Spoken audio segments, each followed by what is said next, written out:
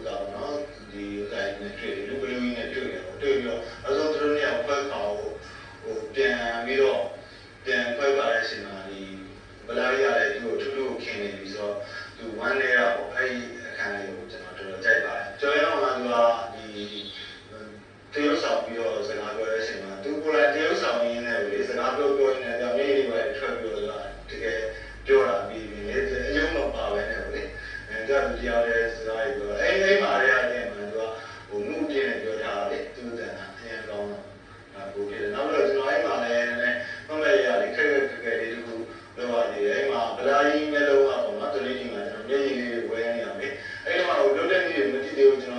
မ်းတက်ပြီးတော့လည်းအနေယူပဲလက်စင်လေးပါတော့ထည့်ဆွဲတယ်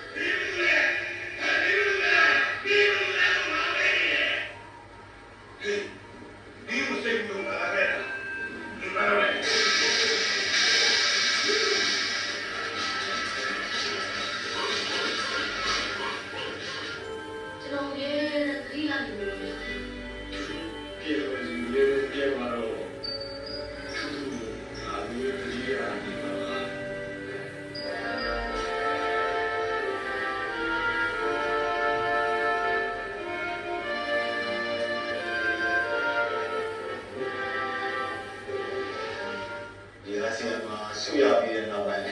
ကျွန်တော်လည်းဒါစိတ်ဝင်စားတယ်ဆိုတော့ဒီတူတူနဲ့အောင်ပဲကျွန်းကလည်းကျွန်တော်တို့ပြိုင်ပွဲတွေမကောက်ဘူးเนาะဒီပြည်တွင်းမှာလည်းကျွန်တော် VCD အနေနဲ့ဖြန့်တာကိုအဲ့ဆိုတော့အဲ့မှာလည်းကျွန်တော်ဝင်ငွေတစ်ခုတော့ရခဲ့တယ်ပေါ့เนาะနဲတယ်ဆိုပေမဲ့လည်းခဲတယ်နောက်တော့ဒီ animation မှာလည်းကျွန်တော်လူသိများလာတယ်ပေါ့เนาะ TV ကလာတဲ့ animation မှာလည်းသူတို့ဒီရုပ်ရှင်ဆိုတော့ပြည်တွင်းမှာလည်းဘူးရှိနေတယ်ဒီဗီဒီယိုဒီရှင်းဆောင်မှာလည်းသူတို့ရုပ်ရှင်အများကြီးရတယ်ဖိုက်ပြီးတယ်ကျွန်တော်မြန်မာပြည်တော့ကျွန်တော်ဒီတကယ်ဒီမှာခံစားရလို့မျိုးပေါ့နော်။အဲဒီရုပ်ရှင်ဇာတ်ကားမှာလေးတိုက်တယ်ဆိုလေးတိုက်တဲ့ effect တွေဝင်လာတယ်နော်။အေးတာပေါ့နော်။သူတို့ပြောတာတော့ဟိုဒီကနန်းလေးတွေအောက်ကသွားတဲ့ sense မျိုးပါတယ်။အောက်ကဘယ်လိုလဲခုံနေတာတွေကလှုပ်ပြီးတော့လေအောက်ကဒီစက်ကူပတ်လေးတွေထွက်ပြီးရှောက်ပြီးရကြဖြစ်အောင်လုပ်ပြီးတာပေါ့နော်။အဲ့ဒါဖိုက်ပြီး3D ရုပ်ရှင်ဆိုတာကျွန်တော်တို့ 3D ကွန်ပျူတာထဲမှာမလုပ်ဖက်တဲ့ကိုကျွန်တော်တို့ကင်မရာနဲ့ရိုက်မှု3D ဖြစ်နိုင်ပါတယ်ကင်မရာနှလုံးနဲ့ရိုက်တော့ပေါ်တာပါစတီရီယိုစကုပ်ပြီးပေါ့အဓိကတော့3D ရဖြစ်နေတာကျွန်တော်မျက်လုံးနှလုံးနဲ့မြင်ရတယ်လို့မျိုးကင်မရာနှလုံးနဲ့ရိုက်ထားတယ်ရိုက်ထားပြီးတော့သူတို့ဒီ left right မျက်လုံးနှစ်ခုကိုဒီရုပ်ရှင်ဘေးကမှာဒီတိုင်းကြည့်ရင်အယုံပေါ်နဲ့ထပ်နေတယ်ဒါကိုသူကမျက်မှန်နဲ့တစ်ခုဒီဖွဲ့ပေးလိုက်တာအဲ့ဒါဆိုတော့ဒီ 3D ဆိုမှ 3D ရုပ်ရှင်ဖြစ်တာမဟုတ်ဘူးဒီအဓိကကင်မရာနှလုံးနဲ့ရိုက်ရင် 3D ဖြစ်ပါတယ်နောက်တစ်ဆက်ကလည်းကျွန်တော် 3D ဆွဲတဲ့လူတွေကကျွန်တော်တို့အခုဆိုရင်ကျွန်တော်တို့ 3D ဆွဲပြီး render လုပ်တာပေါ့ render လုပ်လို့ဆိုတော့နောက်ဆုံး file နဲ့ video တက်ပုံကိုထုတ်တာအဲ့လိုလို့ရင်ကျွန်တော် YouTube video ရတယ်အဲ့လို render လုပ်တဲ့အချိန်မှာလည်းကျွန်တော်တို့လည်းမြန်မာရဲ့ဒီဝက်ကင်မရာနှလုံးထည့်ပြီးတော့ render တစ်ခါလုပ်ရင် 3D ကလုပ်တာရပါတယ်ယနေ့ခေတ်လူငယ်တော်တော်များများစိတ်ဝင်စားနေကြတဲ့ animation ပညာရပ်ဟာခက်ခဲတဲ့နေပြီးအမှုစိတ်တဲ့အမှုပညာဖန်တီးမှုတွေပေါင်းစပ်ထားတဲ့ပညာရပ်တစ်ခုပါ Animator ကိုသူရသိန်းကဖန်တီးခဲ့တဲ့ရေလူမှာမော်ဝင်ကျသစ်စားတဲ့ဇာတ်ကားတွေမှာလည်းထူးခြားပြီးအမှုစိတ်တဲ့ animation လိုက်ရလို့ဂုဏ်ယူဝမ်းမြောက်ဖွယ်နေတွေ့ရမှာပါ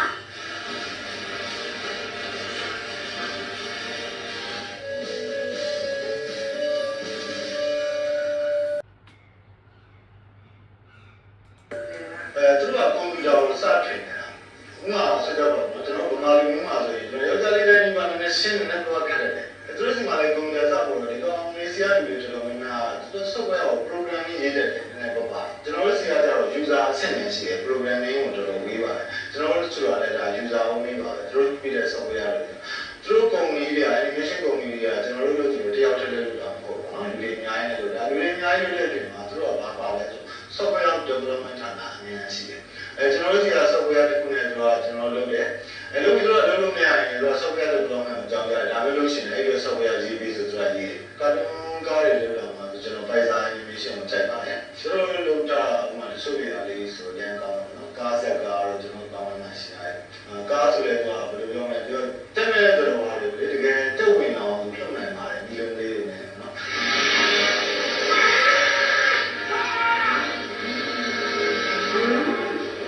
ကျွန်တော်လည်းဟုတ်တာပေါ့ကျွန်တော်လည်းအဓိက 3D image ကိုပဲသုံးလို့ရတယ်နော် security ကိုကြတော့ကျွန်တော်နည်းနည်းသုံးတယ်ဒါပေမဲ့ဟိုသူများတွေပြောတာရောပေါ့နော်ကျွန်တော်နိုင်ငံတွေက folder တွေမှာကျွန်တော်ဖတ်ဘူးလာရောကျွန်တော်ပြောရရင်တော့ security ကတော့ဒီ motion graphic ပိုင်းမှာဟိုကောင်းပါတယ်ပြော